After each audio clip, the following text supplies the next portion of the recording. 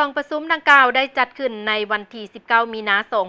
2025 โดยการเป็นประธานของสหายอาจสะพังทองศรีพันดลกรรมการศูนย์กลางภาคเจ้าของนครหลวงเวียงจันทน์สหายพลตรีวงศรอินปานพิมพ์รองรัฐมนตรีกระทรวงป้องกันประเทศหัวหน้ากลุ่มใหญ่การเมืองกองทัพมีผู้แทนสมบูรณ์แขกถึกเชิญจากการนำองค์การปกครองนครหลวงเข้าร่วมสหายพลจัตวาโสภาวันธรรมเทวากรรมการคณะพรรคนครหลวงเวียงจันทน์เลขาคณะพรรคหัวหน้าการเมืองกองบัญชาการทหารนครหลวงเวียงจันทน์ได้ผ่านบทรายงานการเมืองทั้งสองภาคซึ่งได้ตีราคาคืนการเคลื่อนไหวนำพาซี่นำเวียกงานหอบด้านขององค์คณะพรรคในระยะ5 ปีผ่านมาโดยปินอ้อม4 หน้าที่ใหญ่26 แผนงานที่คณะพรรคกระทรวงป้องกันประเทศวางออกก็คือมติกองประชุมใหญ่ผู้แทนครั้งที่ 5 ขององค์คณะพรรคกองบัญชาการในซุ้มปีผ่านมาเฮ็ดให้ทัวกองบัญชาการทหารนครหลวงเวียงจันทน์มีความสงบนักแน่นรักษาและเสริมขยายได้แบบแผนการนำพาวิธีเฮ็ดเวียกตามหลักการรวมศูนย์ประชาธิปไตยของพรรคเอาใจใส่ศึกษาอบรมการเมืองนำพาแนวคิดให้สมาชิกพรรคพนักงานนักรบในทัวกองบัญชาการด้วยรูปการจัดตั้งเสื่อมซึมแนวทางนโยบายมติคำสั่งของพรรคติดพันกับการจัดตั้งดำเนินชีวิตการเมืองภายในพรรคเป็นปกติซี่นำเวียกงานหับประกันชีวิตการเป็นอยู่การคุ้มครองเลี้ยงดูทัพสุกยูขบวนการสีปลูกสีเลี้ยงขบวนการผลิตตามท่าแห้งของกลุ่มกองพร้อมกันนั้นก็ได้สุ่มใส่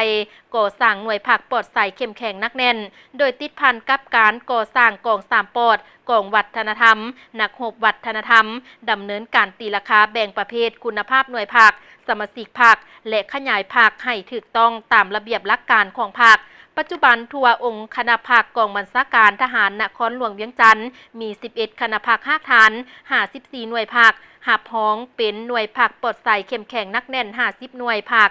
กองประชุมได้เป็นเอกสารอย่างสมบูรณ์หับห้องเอาทิศทางแผนการ5 ปีต่อหน้าพร้อมทางหับฟังการประกอบคำคิดเห็นจากผู้ต่างหน้าองค์การกรมกองที่ขึ้นกับกองบัญชาการทหารนครหลวงเวียงจันทน์เฮ็ดให้บทรายงานการเมืองมีเนื้อในสมบูรณ์ขึ้นตืมจากนั้นได้ดำเนินการปนบัตรคัดเลือกเอาคณะพรรคกองบัญชาการทหารนครหลวงเวียงจันทน์สุดใหม่ประกอบมี11สหายกองประชุมข้างปฐมฤกษ์ได้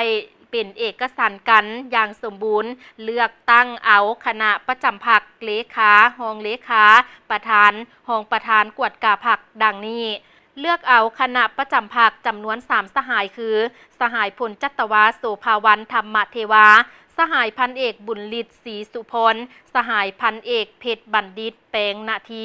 เลือกตั้งเอาเลขารองเลขาคณะพรรคสหายพลจัตวาโสภาวันธรรมเทวาเป็นเลขาสหายพันเอกบุญฤทธิ์ศรีสุพลเป็นรองเลขา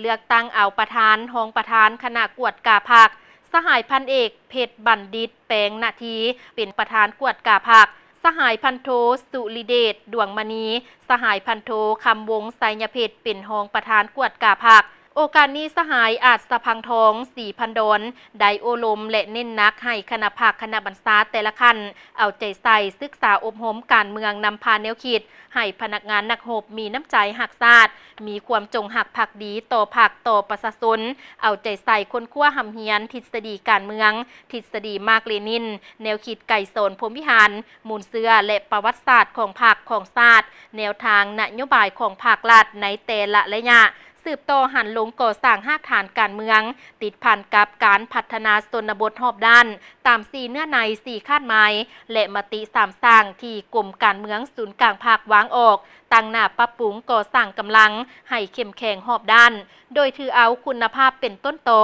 เป็นเจ้าการยกสูงสติพึงตนเองกุ้มตนเองและสร้างความเข้มแข็งด้วยตนเองหูซอกคนและนำไส้ท่าแหงบ่มซ้อนที่มีเพื่อสู่สนปฏิบัติคาดหมายแผนการสร้างเศรษฐกิจแก้ไขชีวิตการเป็นอยู่ที่กระทรวงป้องกันประเทศวางออกให้ปรากฏผลเป็นจริงเหตุให้กองบัญชาการทหารนครหลวงเวียงจันทน์มีความนักแน่นเข้มแข็งขึ้นเทื่อละก้าว